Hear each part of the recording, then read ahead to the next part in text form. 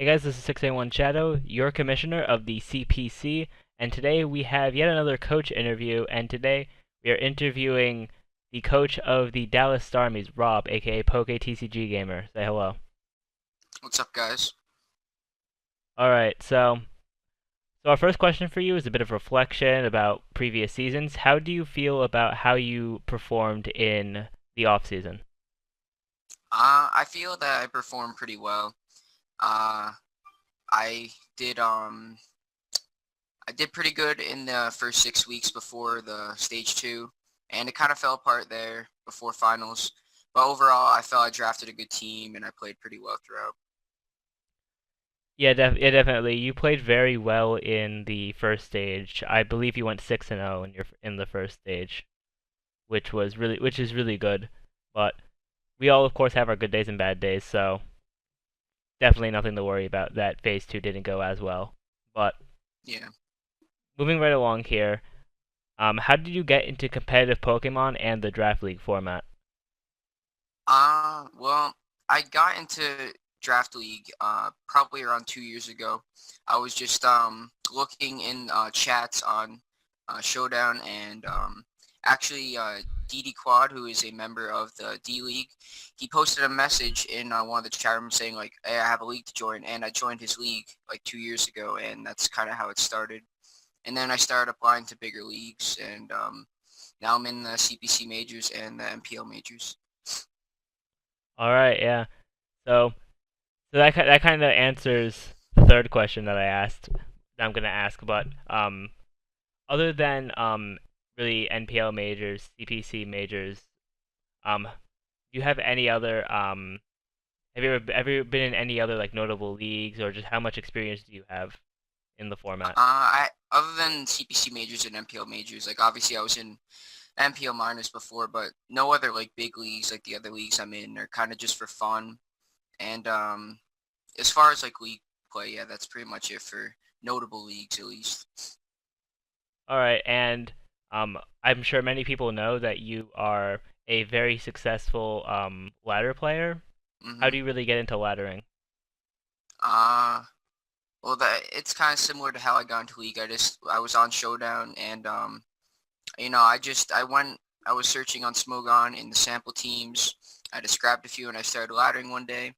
And over the past few years, like I've just progressed a lot in being able to build teams, knowing what's good, what's not, and just being able to ladder pretty high, I guess.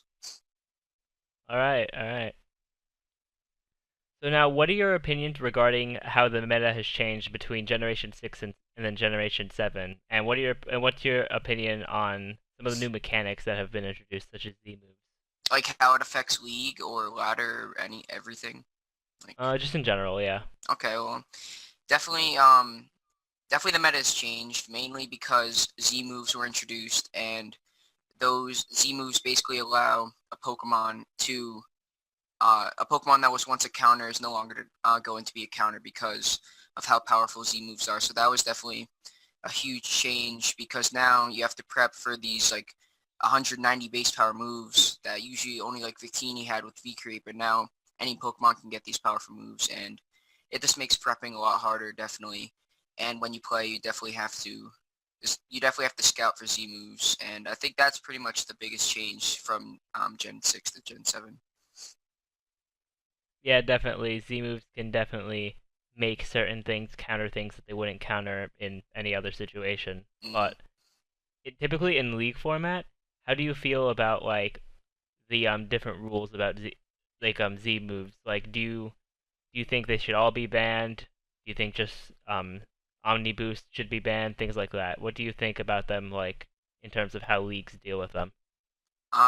Definitely, Omni moves should definitely be banned in every league because uh, there's like I don't know how many there's like 20 Pokemon that get them, and any Pokemon that sets it up is just gonna start running through teams, and those should definitely be banned. As far as attacking moves, there's moves like specific moves like Kyurem's Sub-Zero Slammer, which is used with Freeze Shock, and that is one move that you could possibly ban leagues just because like there's no drawback from ever clicking it, and even resistances are gonna get like 2 KO'd.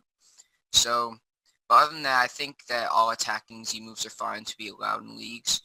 Just because even though they're super powerful, only one mon can use them, and you can only use it once per game, and it's just gonna affect your opponent's prep more. Yeah, I definitely agree with that. So, moving on to the next question here. How confident are you going into CPC Season 4? I'm pretty confident. I'm in a obviously the league has a lot of good players, and my division has a lot of competent players like A12 and Fallop. But I feel pretty confident just because of the team I drafted. Definitely, I feel like it's one of the most synergized teams I've ever drafted, and I feel like it can beat any team that I have to face. All right, it's definitely some good confidence.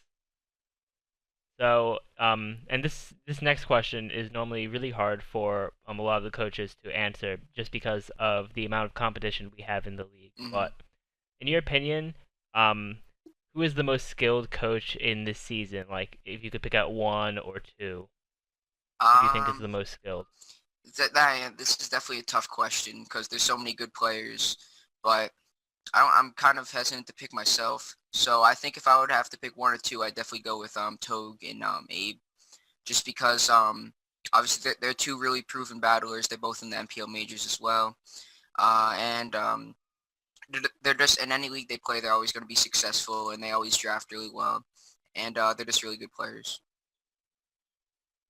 Yeah, definitely. A lot of coaches have been talking about Togue and Abe, so they're definitely ones to look out for. For sure. Now, now, do you have a coach that's in this season that you really want to play, or a coach that you really do not want to play? Uh, if I had to pick a coach I didn't want to play, it would definitely be the coach of the Kieran Black and Lando I team, which is slipping my mind right now. Is that Juiced or is that Prado? It's Yeah, Juiced.